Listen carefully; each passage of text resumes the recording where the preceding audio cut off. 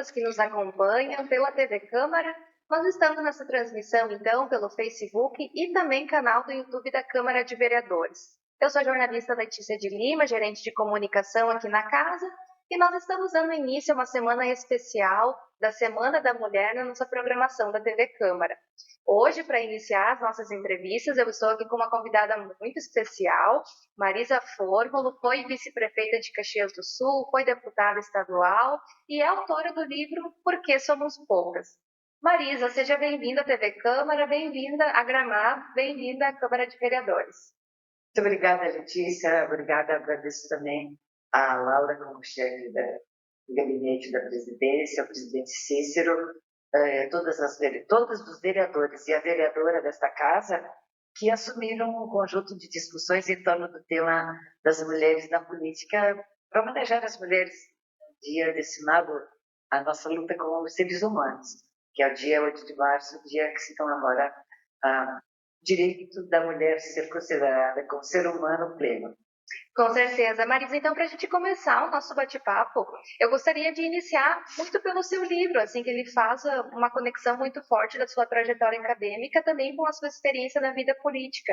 Então, eu gostaria de saber como é que se estruturou esse livro, como que foi trazer essa pesquisa do doutorado para transformando ele neste livro que você tem hoje.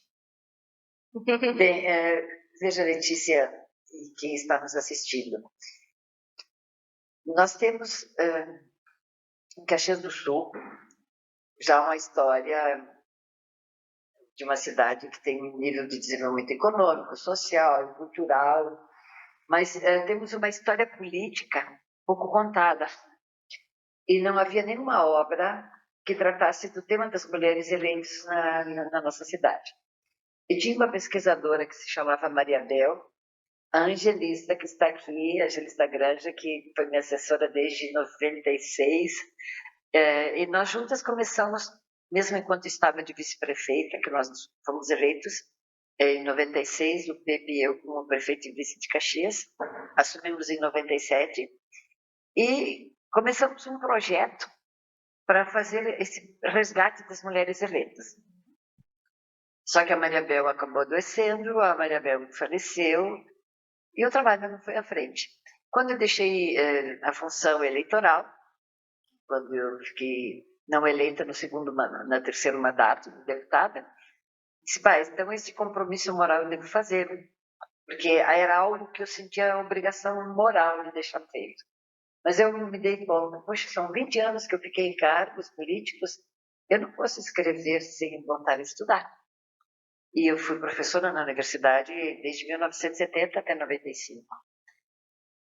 Me candidatei uma vaga na URGS, com um curso de doutorado, acabei fazendo o meu trabalho de tese de doutorado, sendo o tema As Mulheres da Política a partir de Caxias do Sul. Peguei o período de 1960 a 2014, nesse período, porque foi o primeiro ano que foi eleita uma mulher. Em 2014, porque foi o ano eleitoral também onde se elegeu, mas a minha tese, na verdade, eu comecei em 2016. E nesse período todo, veja só, de 60 a 2014, são 54 anos, Caxias elegeu 11 mulheres, sendo um número maior para a Câmara de Vereadores. E no Executivo, eu fui a primeira vice-prefeita em 1996, a Ana Curso foi a primeira deputada federal eleita como suplente, e depois eu fui também a primeira mulher eleita como deputada estadual, porque a Maria Helena Sartori foi como suplente na sua primeira candidatura.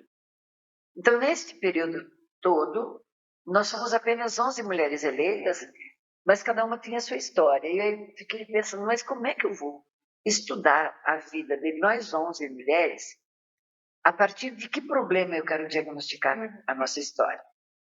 Para que o estudo que eu fizer em Caxias, ele sirva para qualquer lugar que se queira estudar.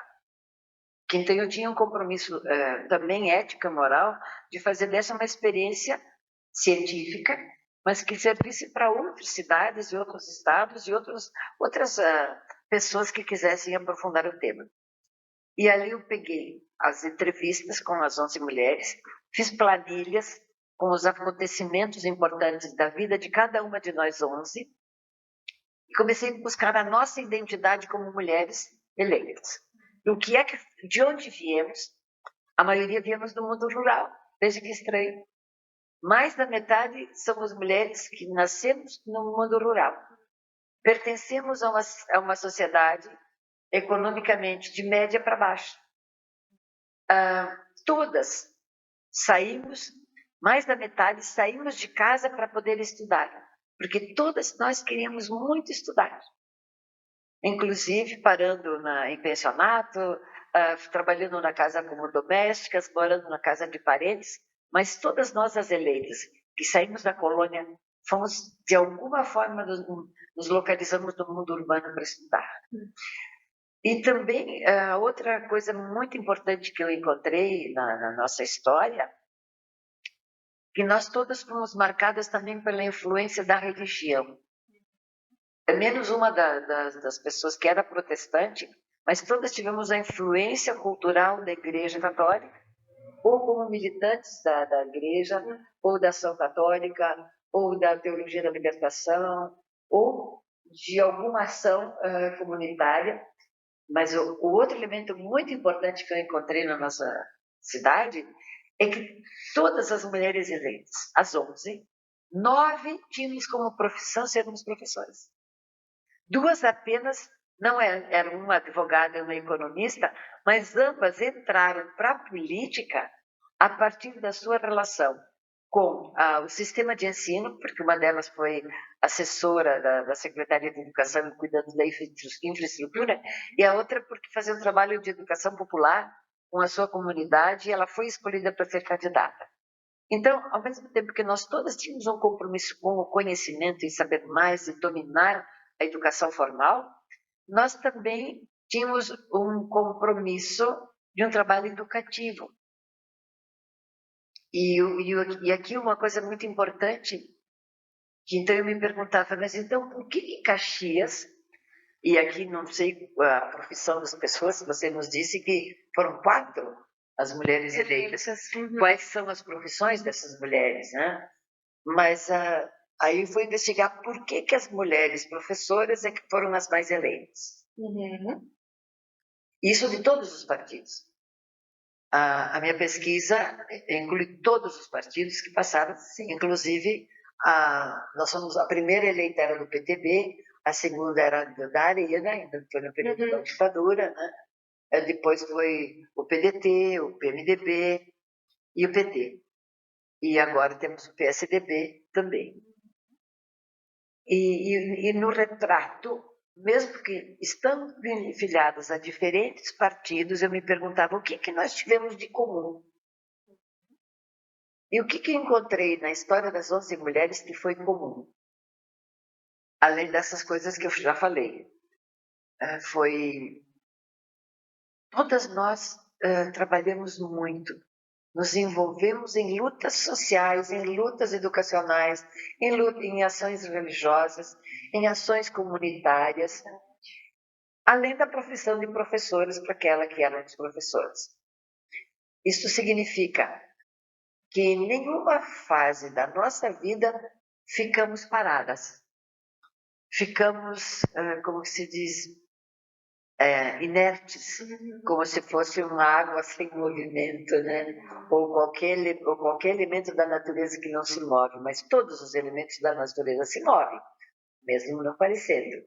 Então, dentro do princípio das leis da dialética, né, que tudo está em movimento, tudo interage, existe a unidade dos contrários, tudo se relaciona, nós encontramos que todas as mulheres eleitas em Caxias passamos a nossa vida toda mudando de assuntos, mudando de temas, mas sempre atuando em algum lugar, em alguma luta. E aí a pergunta que me fiz, poxa, mas tem tanta mulher que faz isso. Não somos nós as 11 eleitas que fizemos isso. Tantas pessoas na vida, as mulheres que lutam para cuidar dos filhos, para ter a comida, para ter a renda, para sua casa. Você mesma, quando você luta para o seu trabalho, para a sua autonomia, por que tão poucas chegam lá? O que tem? E a segunda pergunta que eu me fiz, mas e nós que chegamos? Como é que nós chegamos se é tudo tão difícil? Aí eu fiz um segundo movimento, Letícia. Eu comecei a estudar as pesquisas que foram produzidas sobre a nossa região de colonização italiana, alemã, que foram as duas colonizações mais fortes na região, a fim de averiguar o que teve de importante ou de diferente nesse lugar. Para sermos tão poucas, o que aconteceu? E o que aconteceu foi assim, eu consegui pegar uma pesquisa da professora Lorene Girão que prova a submissão feminina no mundo rural. E era tão marcante a produção feminina, a subordinação, que a obra dela, inclusive, tem esse título, e ela foi tão absorvida pelas próprias mulheres como sendo verdade, que quando uma mulher ficava viúva, na tradição, quem assumia o controle da família era o filho mais velho. As terras, inclusive, iam para a propriedade do filho mais velho. Pulava a mulher. E também não dava às filhas mulheres propriedade, terras, era o enxoval. E houve mulheres que faziam exatamente como faziam os homens se estivessem vivos ou se morrido. Então, ficou tão marcado como esta sendo a verdade que a igreja, que o Estado, que a sociedade constituiu, e as próprias mulheres subordinavam as mulheres. Então, o problema da subordinação da mulher também tem a ver com a consciência da mulher. Não é apenas uma conduta masculina que faz com que nós sejamos excluídas da igualdade de direitos. Nós mesmos, mulheres, e no meio rural, isso ficou comprovado pelo trabalho que essa pesquisadora fez. No mundo urbano, o que eu fiz? Peguei algumas pesquisas de historiadores, economistas, e entre os historiadores tem a Maria Bel, que escreveu uma obra, Mulheres Sem Rosto. E nessa obra ela analisa as mulheres no mundo operário. E ela vai descrevendo qual é a conduta de subordinação das mulheres. E quem viu aquele filme Pai Patrão, né, mostra um pouco o que a gente encontra no mundo do trabalho na nossa região. Tanto no âmbito da metalurgia, da tecelagem, da produção de alimentos, nas várias áreas, as mulheres entraram para o mundo do trabalho com salários menores que os homens. E elas eram distinguidas não em funções de chefias, as que eram boas trabalhadoras, num período que houvesse festas na casa do patrão, elas eram convidadas para trabalhar nas festas na casa do patrão. Mas não ganhavam nada. A distinção era ser convidada. Veja só a inconsciência de subordinação que há e que ainda existe.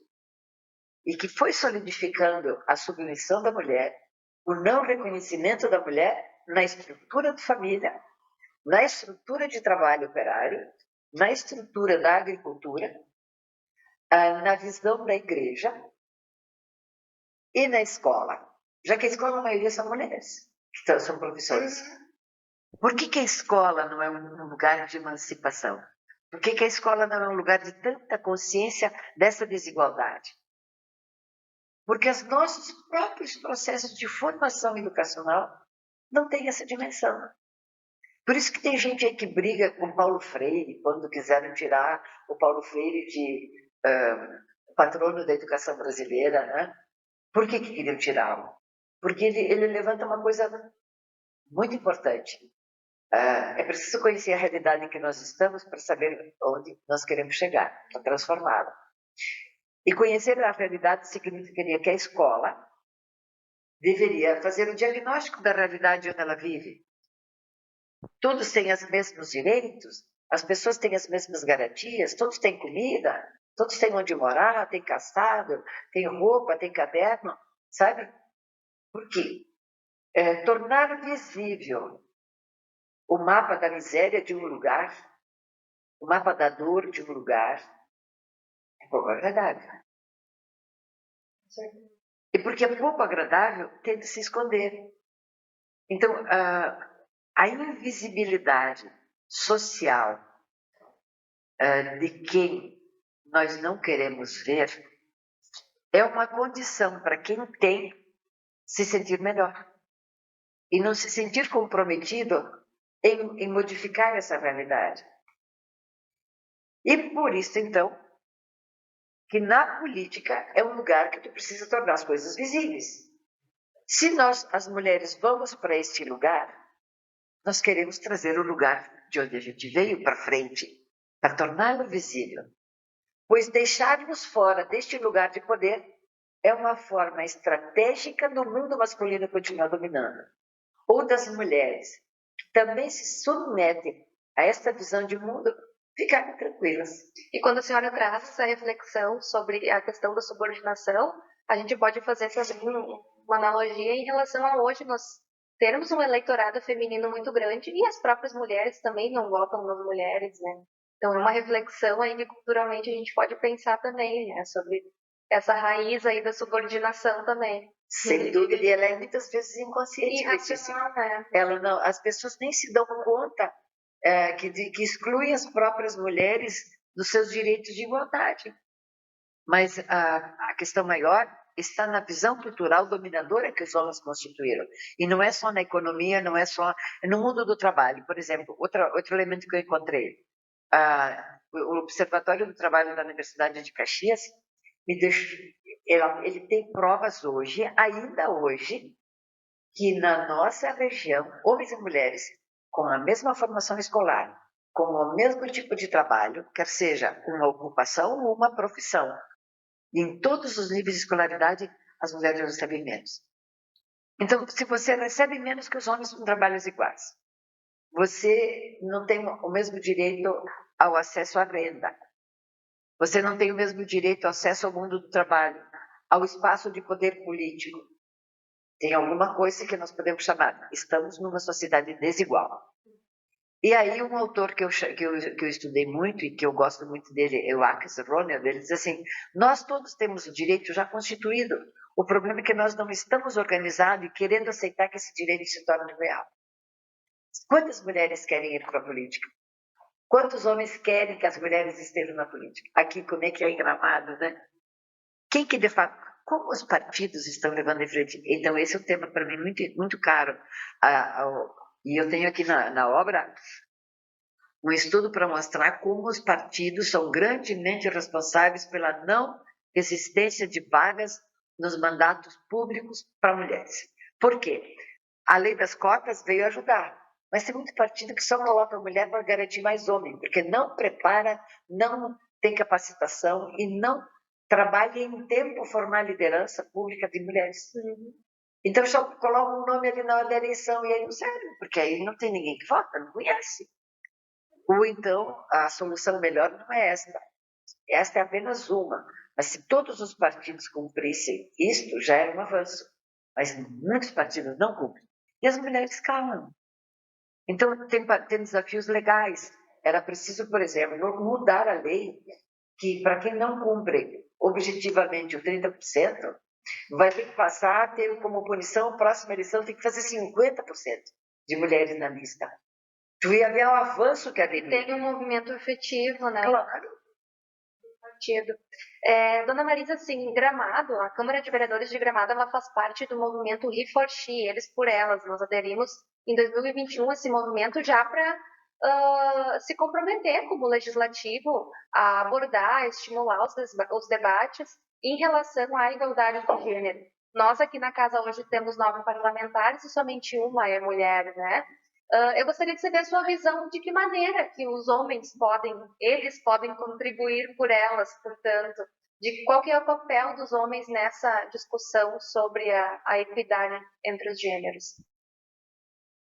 Tem uma autora que se chama Nancy Fraser, que eu trabalho também na minha tese, ela levanta 3 elementos.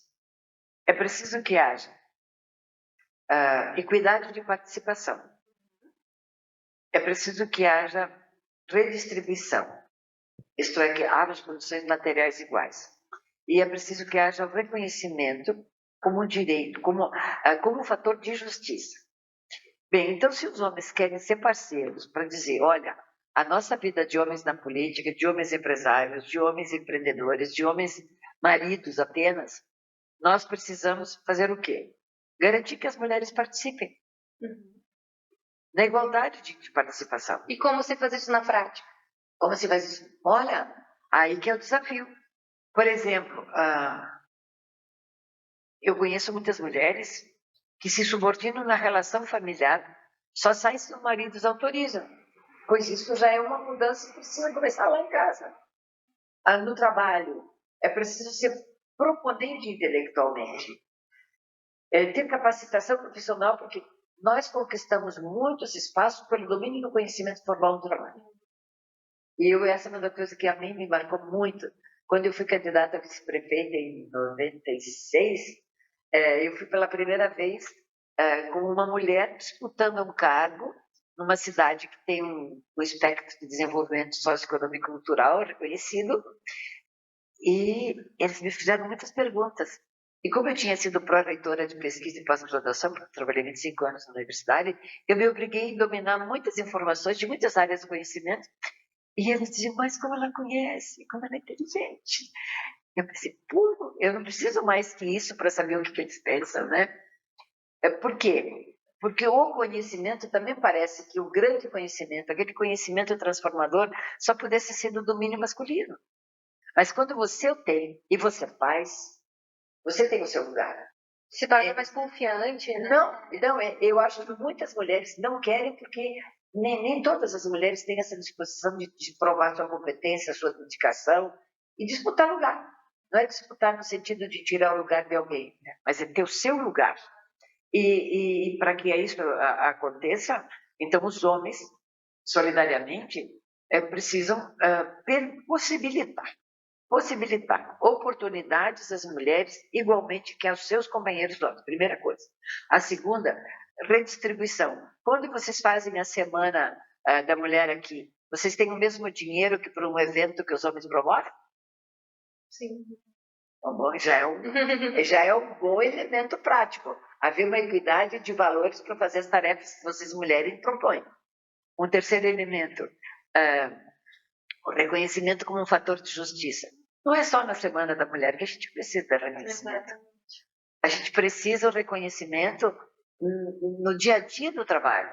Por exemplo, se só as mulheres podem limpar uma sala, por quê? Homens e mulheres precisamos começar das coisas pequenas.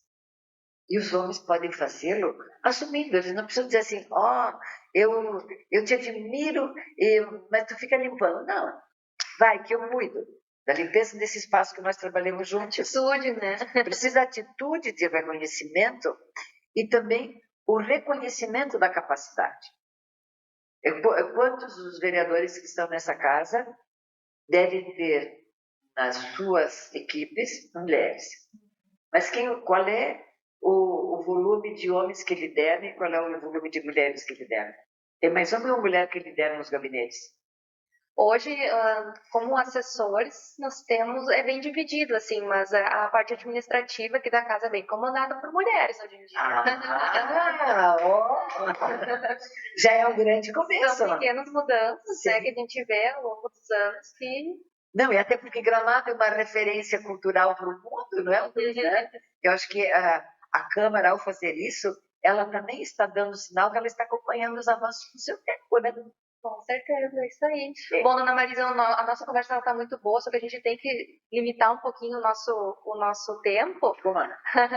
E para encerrar, eu gostaria que você olhasse para a nossa Câmara e falasse um pouquinho com a comunidade, com as nossas mulheres, deixasse o seu recado para o Dia Internacional da Mulher, o que você diria aí para as nossas mulheres gramadenses? Olha, como o tema que me trouxe aqui foi a minha experiência política, a minha experiência no mundo acadêmico e também a experiência de militante da Igreja Católica na ação católica da época da ditadura, né?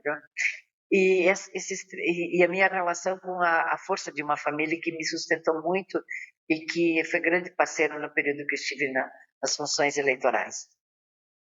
Esses 4 pilares são todos necessários, primeiro. Segundo, é preciso ter redução do medo, eu diria, mulheres.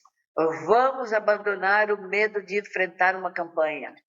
Hoje é muito mais fácil. Quando eu fui, a gente não tinha dinheiro, a gente não tinha cota de partido, a gente não tinha nada quando eu comecei. E hoje tem estrutura partidária, tem fundo eleitoral.